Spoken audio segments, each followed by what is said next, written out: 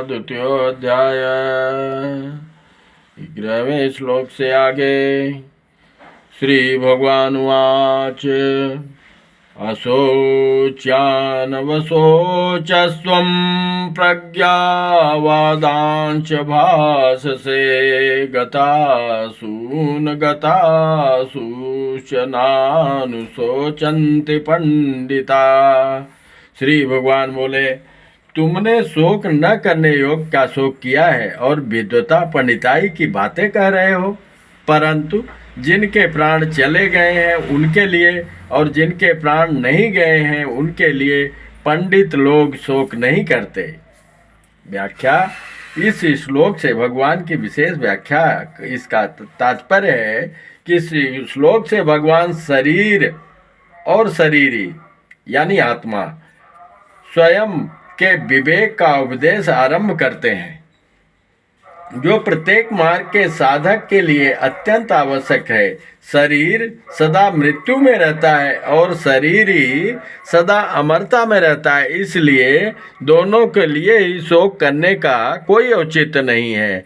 यह इस संपूर्ण उपदेश का सार है।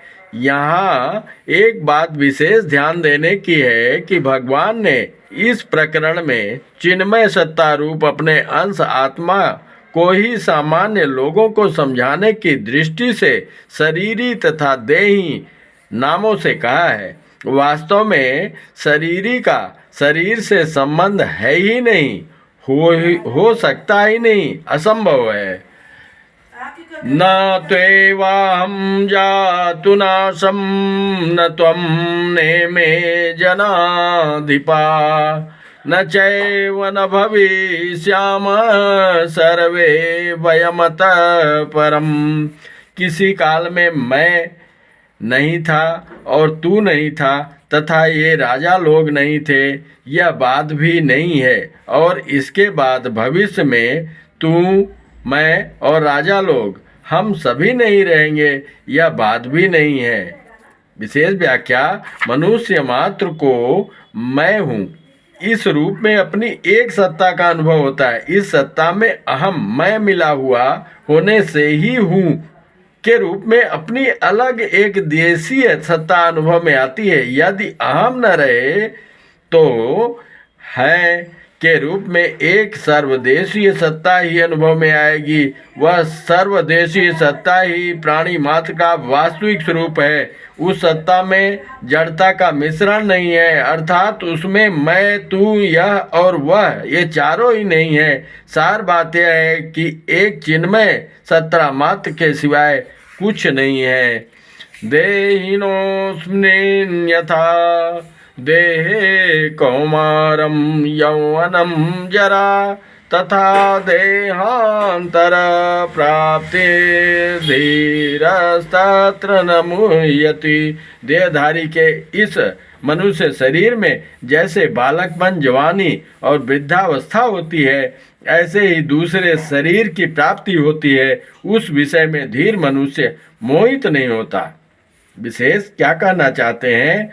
जीव स्वयं तो निरंतर अमरत्व में ही रहता है, पर शरीर निरंतर मृत्यु में जा रहा है। जीव के गर्भ में आते ही मृत्यु का यह क्रम आरंभ हो जाता है। गर्भावस्था मरती है तो बाल्यावस्था आती है, बाल्यावस्था मरती है तो युवावस्था आती है, युवावस्था मरती है तो वृद्धावस्था आती है, वृद्धावस्था मरती है तो देहांतर अवस्था आती है, अर्थात दूसरे जन्म की प्राप्ति होती है। इस प्रकार शरीर की अवस्थाएं बदलती हैं, पर उसमें रहने वाला शरीरी ज्यों का त्यों रहता है। कारण यह है कि शरीर और शरीरी दोनों के विभाग ही अलग अलग हैं। अतः साधक अपने को कभी शरीर न माने। बंधन मुक्ति स्वयं की होती है, शरीर की नहीं। मार्ता मात्रा स्पर्शार्तु कौन्तेय शीतोष्ण सुख दुःखदा आगमापायिनो नित्यांस्तास्तिच्छस्व भारत। हे कुंती नंदन, इंद्रियों के विषय जड़ पदार्थ तो शीत अनुकूलता और उष्ण प्रतिकूलता के द्वारा सुख और दुख देने वाले हैं तथा आने जाने वाले और अनित्य हैं। हे भरत वंशोद्भव अर्जुन, उनको तुम सहन करो। संसार की समस्त परिस्थितियां आने जाने वाली हैं, मिलने बिछुड़ने वाली हैं। मनुष्य यह चाहता है कि सुखदायी परिस्थिति बनी रहे और दुखदायी परिस्थिति न आए, परंतु सुखदायी परिस्थिति जाती ही है और दुखदायी परिस्थिति आती ही है। यह प्राकृतिक नियम है अथवा प्रभु का मंगलमय विधान है। अतः साधक को प्रत्येक परिस्थिति प्रसन्नतापूर्वक स्वीकार करनी चाहिए। निरंतर परिवर्तनशील वस्तुओं में स्थिरता देखना भूल है। इस भूल से ही ममता और कामना की उत्पत्ति होती है। देखने में वस्तु मुख्य दिखती है, क्रिया गौण, पर वास्तव में क्रिया ही क्रिया है, वस्तु है ही नहीं। यम्येन व्यथन्ते ते पुरुषं पुरुषर्षभ सम दुख सुखम धीरम सोमृतत्वाय कल्पते। कारण कि हे पुरुषों में श्रेष्ठ अर्जुन, सुख दुख में सम रहने वाले जिस बुद्धिमान मनुष्य को ये मात्रा स्पर्श पदार्थ विचलित सुखी दुखी नहीं करते, वह अमर होने में समर्थ हो जाता है, अर्थात वह अमर हो जाता है। ये मिले हुए और बिछुड़ने वाले शरीर को मैं, मेरा तथा मेरे लिए मानना मनुष्य की मूल भूल है। यह भूल स्वतः स्वाभाविक नहीं है, प्रत्युत मनुष्य के द्वारा रची हुई कृति में है। अपने विवेक को महत्व न देने से ही यह भूल उत्पन्न होती है। इस एक भूल से फिर अनेक तरह की भूलें उत्पन्न होती हैं। इसलिए इस भूल को मिटाना बहुत आवश्यक है और इसको मिटाने की जिम्मेदारी मनुष्य पर ही है। इसको मिटाने के लिए भगवान ने मनुष्य को विवेक प्रदान किया है। जब साधक अपने विवेक को महत्व देकर इस भूल को मिटा देता है, तब वह निर्मम निरहंकार हो जाता है। निर्मम निरहंकार होते ही साधक में समता आ जाती है। ना सतो विद्यते भावो ना भावो विद्यते सतः उभयोरपि दृष्टोऽन्तस्तवन्योस्तत्त्वदर्शिभिः। असत का तो भाव सत्ता विद्यमान नहीं है और सत का अभाव विद्यमान नहीं है। तत्वदर्शी महापुरुषों ने इस दोनों का ही तत्व देखा अर्थात अनुभव किया है। दो विभाग हैं, चेतन विभाग है और जड़ विभाग। चेतन विभाग क्या है और जड़ विभाग क्या है, नहीं। परमात्मा तथा संपूर्ण जीव चेतन विभाग में है और संसार शरीर जड़ विभाग में है। जड़ और चेतन दोनों का स्वभाव परस्पर विरुद्ध है। यह नियम है कि परस्पर विरुद्ध विश्वास एक साथ नहीं रह सकते। इसलिए है पर विश्वास होते ही नहीं का विश्वास निर्जीव हो जाता है और नहीं के विश्वास उठते ही है का विश्वास सजीव हो जाता है। सच्चा साधक एक है सत्य तत्व के सिवाय अन्य असत की सत्ता स्वीकार ही नहीं करता। अन्य की सत्ता स्वीकार न करने पर साधक में स्वतः है की स्मृति जागृत हो जाती है कि स्मृति से साधक की साध के साथ अभिन्नता हो जाती है। कोई मनुष्य नहीं को कितनी ही दृढ़ता से स्वीकार कर ले, उसकी निवृत्ति होती ही है, प्राप्ति होती ही नहीं। परंतु है को कितना ही अस्वीकार करे, उसकी प्राप्ति ही होती है। उसकी विस्मृत तो हो ही सकती है परंतु निवृत्त होती ही नहीं। अतः एक सत्ता मात्र है के सिवा कुछ नहीं है। यह सार बात है जिसका महापुरुषों ने अनुभव किया है। संसार में अभाव ही मुख्य है, इसके भाव में भी अभाव है, अभाव में भी अभाव है, परंतु परमात्मा में भाव ही मुख्य है। उनके अभाव में भी भाव है, भाव में भी भाव है। संसार दिखे या न दिखे, मिले या न मिले, उसका वियोग ही मुख्य है। परमात्मा दिखे या न दिखे, मिले या न मिले, उसका योग ही मुख्य है। संसार का नित्य वियोग है, परमात्मा का नित्य योग है। मतलब परमात्मा ही परमात्मा है। संसार जो दिख रहा है ये स्वप्नावत है। अविनाशी तु तद्विद्येन सर्वमिदं ततं विनाशं व्ययस्यास्य न कश्चित् कर्तुमर्हति। अविनाशी तो उसको जान जिससे यह संपूर्ण संसार व्याप्त है। इस अविनाशी का विनाश कोई भी नहीं कर सकता। जिस सत तत्व का अभाव विद्यमान नहीं है वही अविनाशी तत्व है जिसे संपूर्ण संसार व्याप्त है। अविनाशी होने के कारण तथा संपूर्ण जगत में व्याप्त होने के कारण उसका कभी कोई नाश कर सकता ही नहीं। नाश उसी का होता है जो नाशवान तथा एक देश में स्थित हो।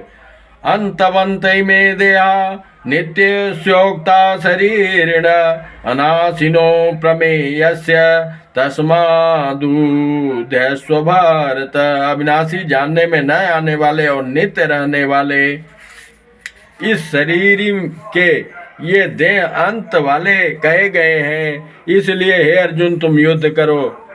ये मतलब शरीर में तो केवल कर्म सामग्री है जिसका उपयोग केवल दूसरे की सेवा करने में ही है, अपने लिए उसका किंचित मात्र भी उपयोग नहीं है। अतः शरीर के नाश से अपनी कोई हानि नहीं होती। येनम वेत्ति हंतारम ये शयनम मन्यते हतम उभो तो न विजानीतो नायम हंति न हन्यते। जो मनुष्य इस अविनाशी शरीरी को मारने वाला मानता है और जो मनुष्य इसको मरा मानता है वे दोनों ही इसको नहीं जानते, क्योंकि यह न मारता है और न मारा जाता है। शरीरी में कर्तापन नहीं है, मतलब आत्मा में कर्तापन नहीं, और मृत्यु रूप विकार भी नहीं है। कर्तापन आदि सभी विकार प्रकृति से माने हुए संबंध मैंपन में ही है। न जायते म्रियते वा कदाचित् नायं भूत्वा भविता वा न भूय अजो नित्य शाश्वतोऽयं पुराणो न हन्यते हन्यमाने शरीरे। यह शरीरी न कभी जन्मता है, अविनाशी है।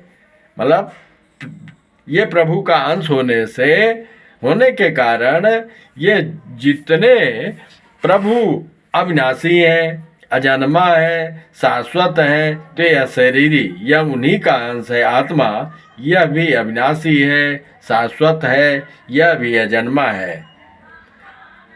तो यह शरीरी न कभी जन्मता है और न मरता है तथा यह उत्पन्न होकर फिर होने वाला नहीं है। वही है, यह जन्म रहित नित्य निरंतर रहने वाला शाश्वत और अनादि है। शरीर के मारे जाने पर भी यह नहीं मारा जाता। विशेष व्याख्या यहाँ पे उत्पन्न होना, सत्ता वाला दिखना, बदलना, बढ़ना, घटना और नष्ट होना, ये 6 विकार शरीर में ही होते हैं। शरीरी में ये विकार कभी हुए नहीं, कभी होंगे नहीं, कभी हो सकते ही नहीं। शरीरी कभी उत्पन्न नहीं होता। न जायते अजह, उत्पन्न होकर विकारी सत्ता वाला नहीं होता। अयम भूत्वा भविता वा न भूय, यह बदलता नहीं। शाश्वतः, यह बढ़ता नहीं। पुराण, यह क्षीण नहीं होता। नित्य, और यह मरता नहीं। न मृते न हन्यते हन्यमाने शरीरे। मुख्य विकार 2 ही हैं, उत्पन्न होना और नष्ट होना। अतः प्रस्तुत श्लोक में इन दोनों विकारों का शरीरी में 2 बार निषेध किया गया है, जैसे न जायते मृते और अजह न हन्यते हन्यमाने शरीरे। हे कृष्ण गोविंद से आगे। जय श्री कृष्ण। हे कृष्ण गोविंद हरे मुरारे, हे नाथ नारायण वासुदेवा। कृष्णाय वासुदेवाय हरे परमात्मने प्रणत क्लेश नाशाय गोविंदाय नमो नमः।